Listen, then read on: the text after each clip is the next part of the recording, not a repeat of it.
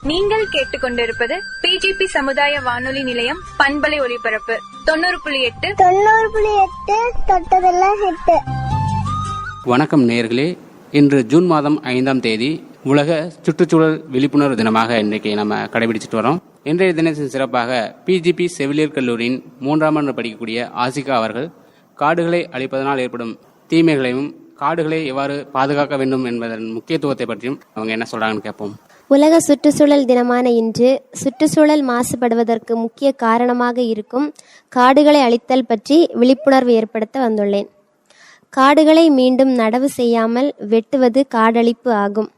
மரம் மற்றும் எரிபொருட்களை பெறுவது மட்டுமல்ல, விவசாயம், சுரங்கம் அல்லது கட்டுமானத்திற்கான நிலத்தை பயன்படுத்துவது காடழிப்புக்கான காரணங்களாகும்.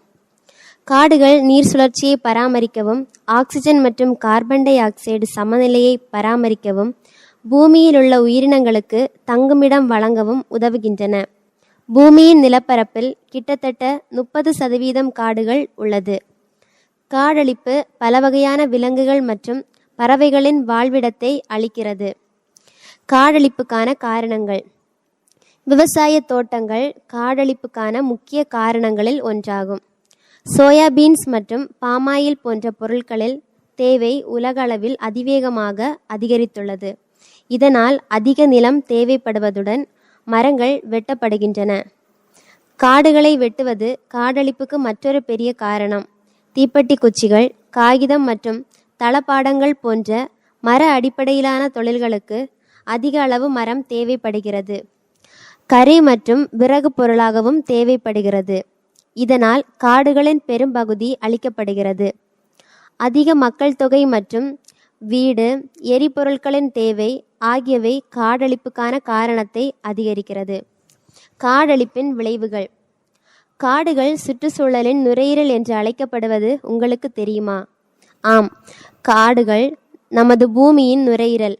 அவை நம்மால் வெளியிடப்படும் கார்பன் டை ஆக்சைடை உறிஞ்சி அதற்கு பதிலாக ஆக்சிஜனை கொடுக்கிறது.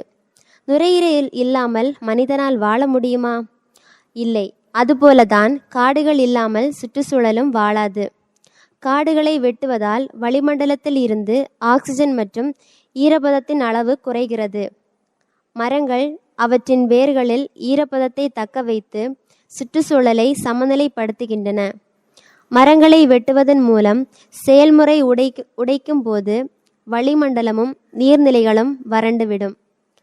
காடுகளை அழிப்பது வளிமண்டலம், நீர் சுழற்சி மற்றும் நீர்நிலைகளை பாதிக்கிறது. நம்மை சுற்றியுள்ள மக்களுக்கு கல்வி கற்பிப்பது காடுகளை அழிப்பதால் ஏற்படும் எதிர்மறை விளைவுகளை பற்றிய விழிப்புணர்வை ஏற்படுத்தும். மேலும் மேலும் மரங்களை நடுதல் மற்றும் புதுப்பிக்கத்தக்க மரவளங்களை பயன்படுத்துவது பெரும் உதவியாக இருக்கும். காகித பயன்பாட்டை குறைத்து மறுசுழற்சி செய்யுங்கள். காடுகளுக்கு உகந்த கொள்கைகளை அரசு கொண்டிருக்க வேண்டும். காடுகளை வெட்டுவதற்கு தடை விதிக்க வேண்டும். நாம் ஒவ்வொருவரும் மேற்கூறிய வழிமுறைகளை பின்பற்றுவதாக இன்று உறுதிமொழி எடுத்தால் ஒன்றாக சேர்ந்து நமக்கும் நமது கிரகத்திற்கும் சிறந்த எதிர்காலத்தை உறுதி செய்ய முடியும். பிறந்தோம் தொட்டில் மரம்தான், வளர்ந்தோம் கட்டில் மரம்தான், எரித்தோம் அடுப்பு மரம்தான், உண்டோம் பழங்கள் மரம்தான், இறந்தோம் பாடை மரம்தான், மரம்தான் மரம்தான் எல்லாம் மரம்தான், மரம்தான் மரம்தான் மனிதன் மரத்தை மறந்தான். நன்றி, வணக்கம். நேயர்களே, இதுவரைக்கும் பார்த்தீங்கன்னா காடுகளை அழிப்பதனால் ஏற்படும் விளைவுகள் என்னென்ன அப்படிங்கிறத பற்றி பிஜிபி கல்லூரியின் 3ஆம் ஆண்டு படிக்கக்கூடிய ஆசிகா அவர்கள் நம்மிடம் விளக்கமாக எடுத்து கூறினார். மேலும் மரங்களை வளர்த்து பாதுகாக்க வேண்டிய அவசியம் என்ன என்பதை பற்றியும் தெளிவாக அவர் நம்மிடம் விளக்கினார். நம்ம நேயர்கள் சார்பாகவும் ஆசிகா அவர்களுக்கு நன்றி தெரிவித்துக் கொள்வோம். நீங்கள் கேட்டுக்கொண்டிருப்பது பிஜிபி சமுதாய வானொலி நிலையம் பண்பலை ஒலிபரப்பு 90.8 தொட்டதெல்லாம் ஹிட்.